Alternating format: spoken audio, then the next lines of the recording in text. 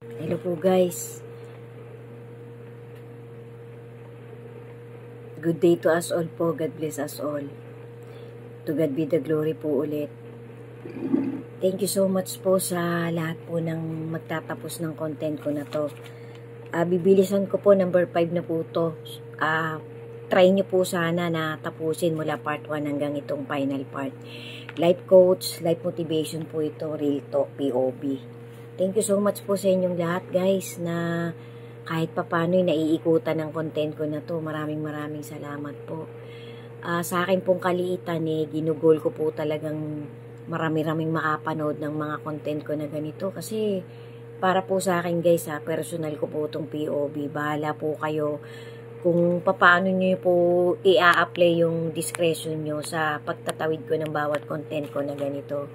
Anyway, kahit paano po, I'm so grateful po. Thankful po ako unang-una sa ating creator at sa kanyang bugtong na anak. Kasi niloloob pa po nilang makagawa ako. Minsan po may sakit ako, may lagnat ako, may ubo ako. Hindi po agad ako nakakagawa ng panibagong content. Ang inire-replace ko po dun sa mga latest kong content ay yung mga dati ko pang content. Nire-repost ko po yan, ina-upload ko po yan.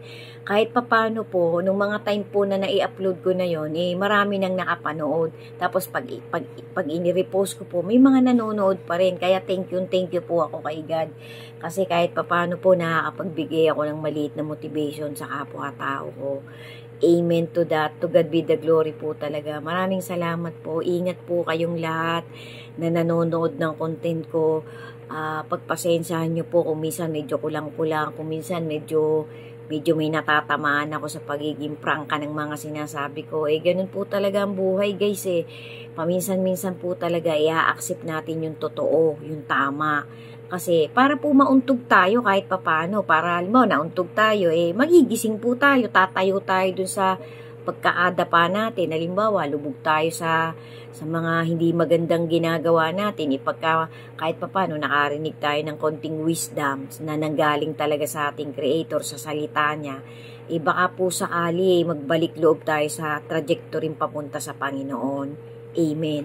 So guys, ito po yung sasabihin ko sa final part. Gusto ko pong i-reminisce. Anyway, parang nagawan ko na rin po ito ng content Hindi ko na lang po matandaan Pero bago lang po ito, nakapapanood ko lang din po nitong content ko na to. Nitong parang gusto kong i-share talaga. Gusto kong mag-share ulit ng motivation sa aking kapwa. So guys, ito po yun. Para po sa isang dokumentaryong napanood ko, meron daw pong 4 lang na signs talaga na magpiprecedes sa pagbabalik ng ating Panginoong Hesus. Ang unang-una po dito, many of those signs are already been fulfilled.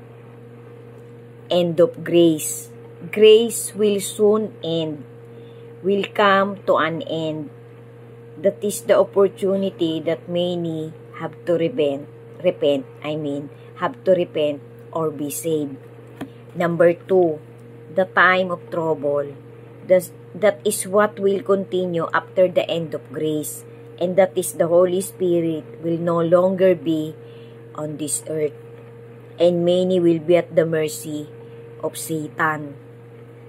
Therefore, it will be time of trouble as it says in Daniel 12. So guys, nagawan ko na po ito talaga ng content. Medyo bago-bago pa po. Kung sino man pong nakapanood, parang repeated na lang po ito. Tapos ang pangatlo po, the imposition of the mark of the beast. This is closely related to the time of trouble that we will see on earth, and is that very soon many people will receive the mark of the beast for not obeying the commandments of God. Number 4, the last event that will happen before the return of our Lord Jesus is the fall of the plagues. And the Bible teaches us that very soon the plagues will fall on all those who do not have the name written in the book of life. So, I therefore conclude guys that our Lord Jesus is closer than ever. Ibig sabihin po guys, talagang sa nangyayari pong takbo ng siglo na to, nitong last generation natin, ay napakalapit na po talaga. Tama po yung sinabi ng isang matuwid na mangangaral. Any moment po talaga, babalik ng ating Lord Jesus para agawin niya yung mga mapipiling chosen na talagang makakasama niya sa paghahari niya ng 1,000 years. Kasi after po ng paghahari ng 1,000 years, ultimate na po yun. Pabababain na po ang ating Panginoon ng ating God the Father. Para ano po, para babaguhin na po talaga. Nandun na po, mangyayari na po yung ang lahat ng chosen ay mapapapunta dun sa new heaven and new earth. Tapos ibibigay na po yung lahat ng mga patay, mabubuhay na din po lahat ng mga nabubuhay. Nandyan din po nakatayo. Final day na po yun ng judgment, verdict na po yun. Kasi yung pong 1,000 years, yan po yung marami talagang mangyayari. Tapos, after po ng 1,000 years, may kaunting panahon pa pong natitira dun sa Great Tribulation.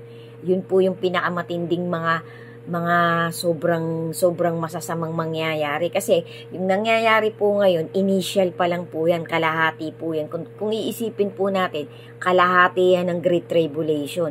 Tapos, yung susunod pong kalahati pa ay after 1,000 years. So tuloy-tuloy po, kumbaga sa tuloy-tuloy po yung proseso ng mga masasamang pangitain dito sa sanlibutan. Tapos, after po pakawala ng sandaling panahon si Satan, yung wicked, pag natapos po yun, paiigsiin po yung pagwawalwal ni Satan, yung patuloy-tuloy niyang pag-akay ng mga tao para mapasama sa kanya dun sa eternal damnation. Paiigsiin po yun ng Panginoon para po magkaroon na ng verdict. Nasabi ko na po yan guys, pasyalan nyo na lang po yung profile ko. Nandyan na po talaga yung kompletong pagkakasunod-sunod. I-memorize po natin ang i-memorize guys, kasi para po hindi tayo mangangapa talaga. Kasi any moment po, ito pong panahon natin na to, hindi pa rin po ito magtatapos Kasi mangyayari po muna yung 1,000 years Kailangan pong mangyari yung 1,000 years. Ngayon, bago nga po mangyari yung 1,000 years, may rapture muna. Ang pinaka-event pong nakaabang talaga ito pang mga sunod-sunod na kalamidad, kung ano-anong pestilences, sa gitna po ng mga pangyayari niya, ng mga lindol, ng mga calamities, bigla pong mangyayari yung rapture. So, ang pinakaabangan po talaga ng humanity ngayon, nitong mga panahon na to, nitong present time na to, ay yung pong bigla ang pag-agaw, yung bigla ang harpacho o rapacho, yun nga pong rapture na snatching. Yan po ang talagang nakaabang na. Kasi nga po, nangyayari na yung mga palatandaan.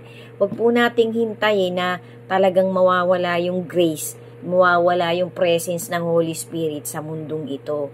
Kasi yun po yung nakakatakot dun guys. Kasi ang mangyayari po, ang mga tao talaga po, kapag ka po hindi na talaga, kasi sabi nga po ang pagkakatanda ko po dun sa isang dokumentaryong napanood ko, aalisin na po talaga ng Panginoon yung pumipigil dito sa sanlibutan na to. Kasi yun po yung mga Holy Spirit na parang binigyan ng Panginoon ng kapangyarihan para pumigil pa sa mga masasamang pangyayari. Pagka po umalis na sila, wala na pong saysay yung mga grace, yung mga offering na ibibigay ng humanity.